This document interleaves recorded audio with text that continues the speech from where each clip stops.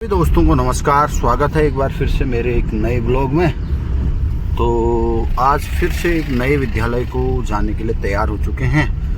मैं निकल गया है, इस समय टाइम हुआ है 6:30 बजे हैं। तो कहाँ जाना होता है, बने रहिए आप मेरी वीडियो के साथ। और मौसम बड़ा सुहाना हो रहा है, आज बारिश की भी संभावना है। तो देखते हैं कि किस विद्यालय का आज दौरा रहता है। और तो इस समय बजे हैं सुबह के 7:30।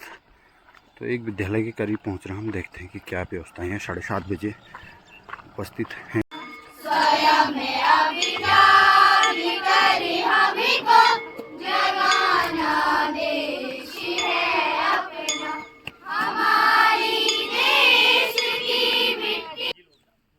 वाल्मीकि जिसकी क्लास के बच्चे लेट में आ रहे हैं उसकी जिम्मेदारी है कि वो उन बच्चों को पिछले वाल्मीकि आश्रम रोज का होना चाहिए। जो भी लेट आएगा, जिस क्लास के क्लास टीचर हैं वो उन बच्चों को वाल्मीकि सबसे आश्रम लास्ट में खड़ा करें। ऐसा नहीं कि mix में अपने बीच में अपने विकास खंड कपकोट के मार्गदर्शक खंड शिक्षा अधिकारी श्रीमान चक्षुष्पति अवस्थी जी हम सब के मध्य में हैं। हम उनसे आशा ही नहीं अपितु पूर्ण विश्वास करते हैं कि आप हम सब का मार्गदर्शन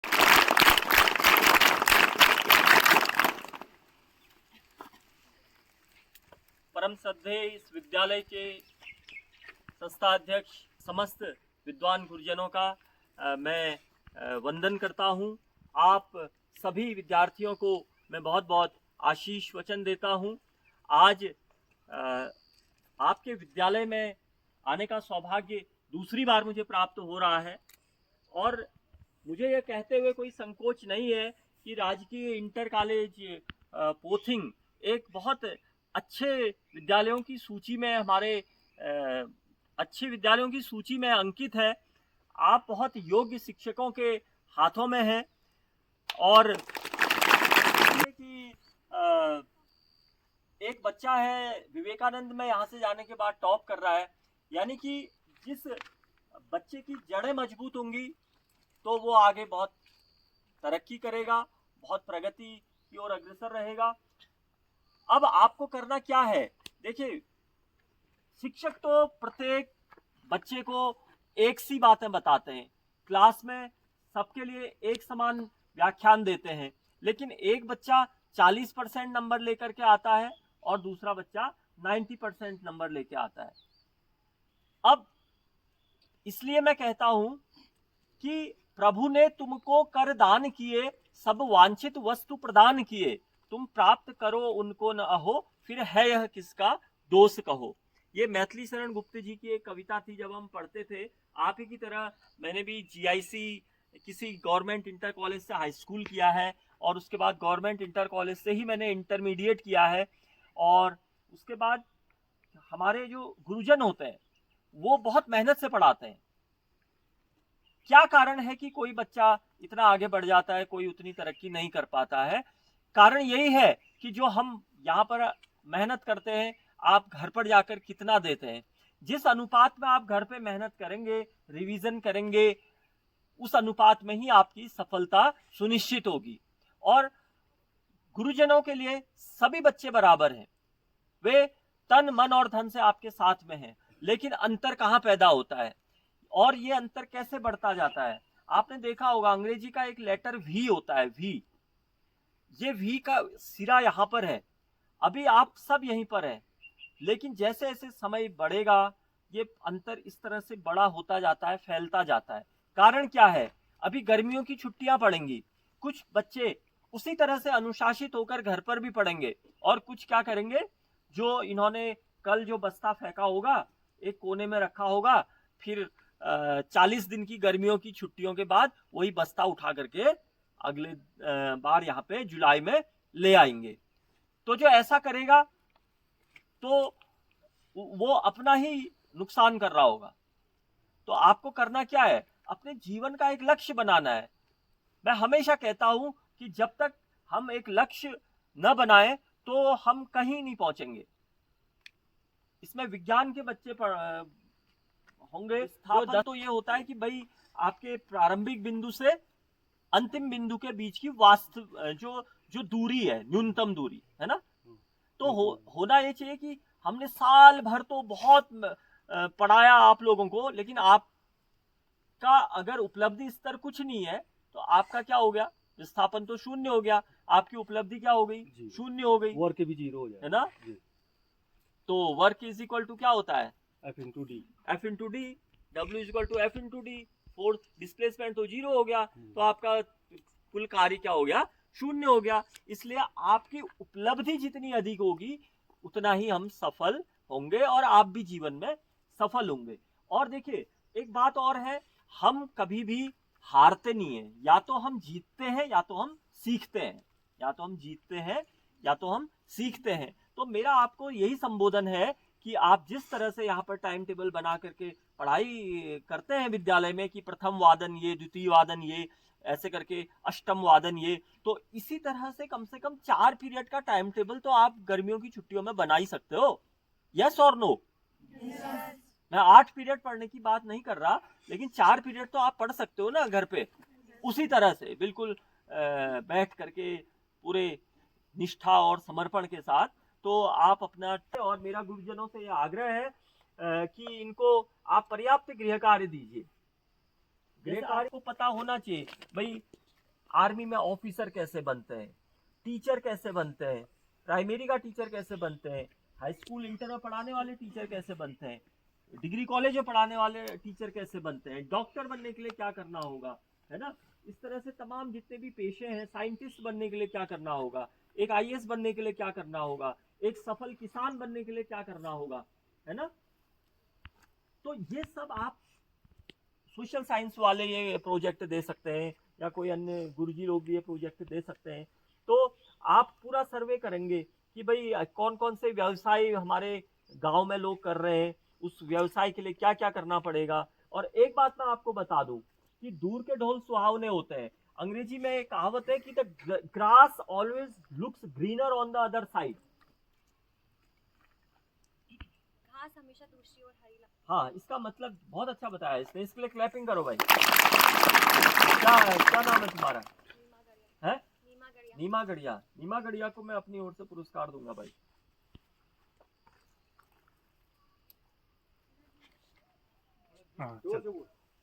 ये छोटी बच्ची है ना, इसलिए इसको मैं आमंत्रित कर रहा हूँ। मैं चाहती हूँ कि हम जो भी करें, बड़े होके हम जो भी बनना चाहे अच्छे से बने, लेकिन हम जिस चीज़ में, जो चीज़ हमारा लक्ष्य है हम उसे पूरी मेहनत से करें, इसलिए हमारा ध्यान कहीं ना भटके और हम अपने लक्ष्य में डटे रहे, दूसरों के बातों में आकर हम किसी और चीज़ में ना जाए। बहुत बढ़िया बेटा। मगर आप जीवन में क्या बनना चाहते हो, अभी कुछ तय किया है आपने? मेरे को टीचर। बहुत बढ़िया, क्लैपिंग करो भाई। तो ये विमल जी, आप 50 रुपीज इस बच्ची को देंगे मेरी ओर से, और 50 रुपीज इस बच्ची को देंगे, ठीक है। जैसे एक बहुत महत्वपूर्ण बात कहने जा रहा हूं, अगर हम जीवन में सफल होना चाहते हैं, अगर हम जीवन में आगे बढ़ना चाहते हैं, तो हमें किसी भी झिझक से दूर होना पड़ेगा। एक कहावत है कि सबसे बड़ा रोग क्या कहेंगे लोग, क्या बोला मैंने? सबसे बड़ा रोग क्या कहेंगे लोग? सबसे बड़ा रोग क्या कहेंगे लोग? क्या होगा? मैंने अभी भी बताया था, या तो हम जीतते हैं या तो हम सीखते हैं। आपको अपने जीवन में हमेशा प्रश्न पूछने की आदत बनानी पड़ेगी। क्यों? बैठ जा भाई, आप भी बैठ जाओ, बैठो बेटा। तो ठीक है, आपका क्या नाम है? डॉली। ठीक है, डॉली का भी मैं सैल्यूट करता हूं कि उसने कम से कम खुद से खड़े होकर के कुछ बात बतानी चाहिए। देखो होता क्या है, हमें लगता है कि दूसरे लोग बड़े विशेष हैं, सब लोग हमारी तरह होते हैं। क्या है, आपको प्रश्न पूछने हैं, क्लास में पूछना है, क्लास के बाहर गुरुजी लोगों से पूछना है। जीवन का सबसे बड़ा सफलता का रहस्य यही है कि प्रश्न पूछते रहना। क्या, क्यों, कैसे। इंग्लिश के लेक्चरर कौन है? इंग्लिश खाली है। हाई स्कूल में कौन है? एलटी में आप? अच्छा, विमल जी है। हाँ, तो रडियार्ड किपलिंग एक लेखक हुए थे। रडियार्ड किपलिंग ने कहा था, आई नो 6 वाइज सर्वेंट्स, मैं 6 वाइज सर्वेंट्स को जानता हूँ, बुद्धिमान सेवकों को जानता हूँ। I know 6 wise servants, they taught me what ever I know today. आज मैं जो कुछ भी जानता हूँ वो सब मुझे उन्होंने सिखाया है, मेरे सेवकों ने। I know 6 wise servants, they taught me whatever I know today, and their names are, वो कौन सेवक है मेरे, वो कौन है जिन्होंने मुझे सिखाया है? They are what, how, when, where, who, है? ये सब आप समझ रहे मेरी बात? When, ये जो भी प्रश्नवाचक है ना? What, how, when, why, who, whom, where, ये जो क्वेश्चंस है, क्वेश्चन मार्क्स है, आपने पूछना है कि ये क्यों हुआ, कब हुआ, कैसे हुआ, किसने किया। जब ये प्रश्न आपके दिमाग में आएंगे, इनका उत्तर आप ढूंढने के पीछे जाओगे तो आपको जीवन में सीखने को मिलेगा और जीवन में आनंद भी आएगा। जब भी कोई नई चीज सीखो तो हम अपने को आनंदित महसूस करें। तो हमेशा प्रेक्षा की भावना होनी चाहिए, प्रश्न पूछने की जिज्ञासा होनी चाहिए। आता ना सब कुछ तो किसी को भी नहीं आता, मुझे भी नहीं आता। कई चीजें ऐसी होंगी जो आपको आती होंगी, मुझे नहीं आती होंगी। उसमें शर्म की तो कोई बात ही नहीं है, सर्वज्ञ तो कोई भी नहीं है? यस और नो? सही बात है कि गलत बात है? हाँ, तो इसलिए आप क्या करोगे आज से, क्या करोगे बताइए? हमेशा जो प्रश्न ना आए क्लास में बेझिझक पूछना है। मैं इतने स्कूलों में गया, अभी तक मुझे ऐसा लग रहा है कि सबसे अच्छे बच्चे जो है आपके विद्यालय के हैं। इसका श्रेय इनके माता पिता को तो जाता ही है, आपको भी जाता है। तो एक बार सब बच्चे अपने लिए और अपने गुरुजी लोगों के लिए ताली बजा देंगे। ठीक है, थैंक यू।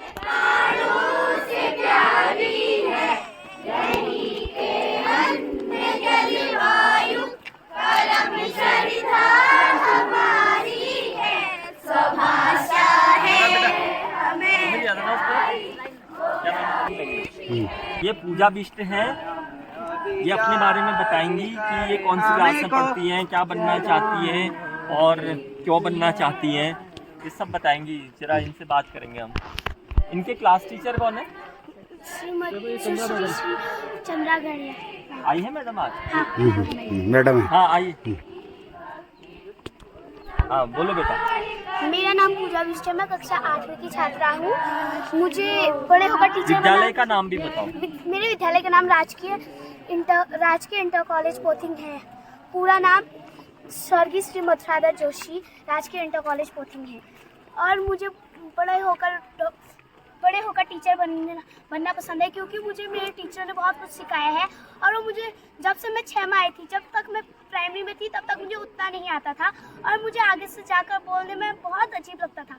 लेकिन जब से मैं यहाँ आई हूँ मुझे बहुत नई नई चीज़ें सीखने को मिली हैं और मुझे हमारे टीचरों ने बहुत सहयोग किया। और मैं जब से यहाँ आई हूँ तो मेरे को अच्छी चीज़ों को, जो चीज़ समझ में नहीं आता वो पूछने का मन करता है, क्योंकि पहले से मैं कभी कुछ नहीं पूछती थी। जो आता है, जो नहीं आता है नहीं आता है। तो तब मैं घर में कुछ पढ़ती भी नहीं थी, बस खेलो। लेकिन अब मेरा मन कभी करता है कि कभी पढ़ूं, कभी खेलूं, हर चीज़ का अलग अलग टाइम टेबल बनाकर करती हूँ। और मुझे ये अच्छा लगता है कि हमारे टीचर हमें नई नई चीज़ें सिखाते हैं। कि हमारे स्कूल का नाम उन्होंने इतने अच्छे स्कूलों के नाम से लिया, इसलिए मुझे बहुत खुशी हुई। धन्यवाद। चलिए, गॉड ब्लेस।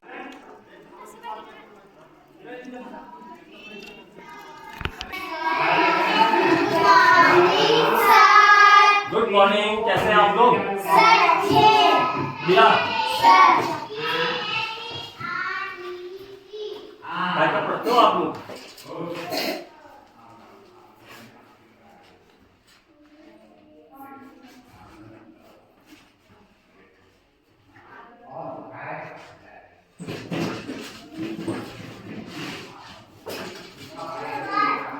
तीन अंकों, 4 अंकों का आता है कि 3 अंकों का आता है? आ जाते हैं सब आया।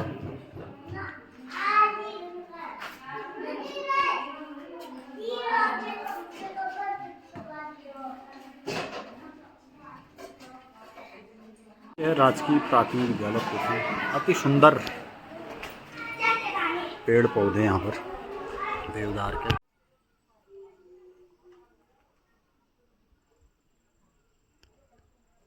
इसे अगले डेस्टिनेशन की ओर तो देखते हैं अब कहाँ जाना होता है। कोई विद्यालय रास्ते में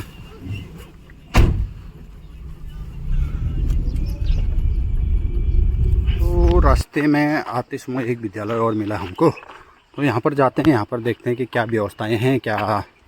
ये है राजकीय प्राथमिक विद्यालय तिमलाबगढ़ और इसी में संचालित है राजकीय उच्च प्राथमिक विद्यालय तिमलाबगढ़, क्योंकि वहाँ पर नव निर्माण हो रहा है। तो ये देखिए क्या क्या व्यवस्थाएं हैं यहाँ पर। जब भी हम कोई परीक्षा देते हैं तो हमारा नॉलेज बढ़ता है, और इसमें तो बेटा छात्रवृत्ति भी मिलनी है, मुख्यमंत्री साहब की छात्रवृत्ति मिलनी है, ठीक है। तो फॉर्म भरना है। और आपकी क्लास टीचर कौन है? छठी क्लास दालाकोटी जी कहाँ है? अरे वो तो आप हुए। हाँ, तो इनके फॉर्म आप भराओगे? कल ही मंगा दिए सर हमने इनसे डॉक्यूमेंट, कल लेके आना बोला था। आज मैं फॉर्म प्रिंट करना है, हे परमेश्वर हे प्रार्थना बिक तुम्हारे चरणों में, लग जाए तन मन धन मेरा मातृभूमि की सेवा में। ओम शांति शांति शांति। काय की दाल बनी है बेटा आज? क्या बोलते हैं इसको? क्या मिलता है इससे? क्या मिलता है सोयाबीन से? कुछ मिलता है इससे या ऐसे खा लेते हैं? है बेटा? ये है राजकीय प्राथमिक विद्यालय तिमलाबगढ़। दीवारों में सुंदर पेंटिंग और ये लिखे हुए हैं और सुंदर सी राजकीय प्राथमिक विद्यालय तिमलाबगढ़ में बच्चे कर रहे हैं इस समय MDM। कैसा बना है बच्चों? स्वादिष्ट हो रहा? हो रहा स्वादिष्ट? अच्छा बना नहीं बना? कैसा बना बेटा? बहुत अच्छा बना है। चलो सभी NCERT एक दिन बैठो, जिस दिन भी सूट करता है सबको, और ये एक लंबा चौड़ा पूरा एक चेक लिस्ट बनाओ कि विद्यालय में न्यूनतम क्या क्या चीजें होनी चाहिए। शाबाश, गुड, सही जा रही है।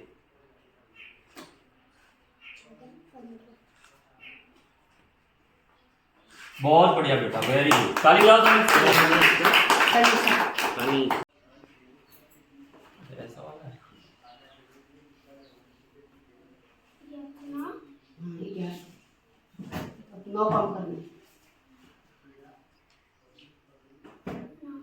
ठीक है बेटा।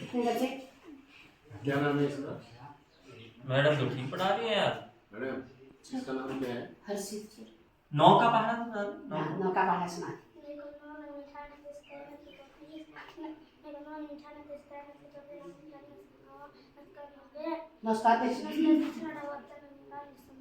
यार 9 का पढ़ना तो बहुत ही आसान है। देख भाई, मैं तेरे को एक नया तरीका बताता हूँ 9 का पढ़ा बताने, ठीक है?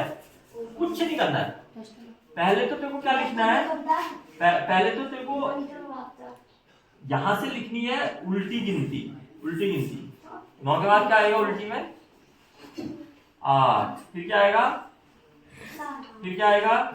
6। फिर हाँ हाँ हाँ हाँ, फिर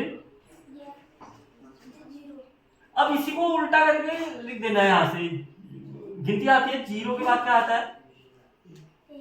फिर 1 के बाद सीधी गिनती में 2 3